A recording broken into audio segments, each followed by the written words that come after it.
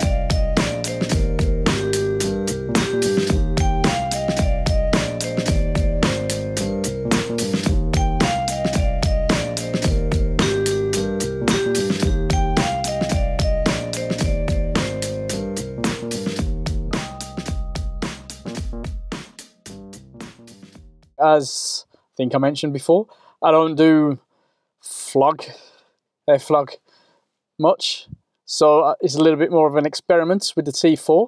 Now, if you're wondering why there's so many test videos, well, it's my YouTube, and I'm sure we want to test these functions and maybe find something, as we said before, to put in the creative toolbox. Now, it's up to you guys. Let us know what tips and tricks you have found. In this case, when it comes to F-log and using LUTs, if you found any really cool free LUTs out there, let us know. Or, of course, something that's worth paying for, as there's always something. Let us know. What are your recommendations? Don't forget to subscribe, leave a comment, and I'll see you in the comments. Yeah, this sun's got to me, although I do love it. Maybe I can get rid of this pale lockdown skin. I am half Irish after all. Anyway,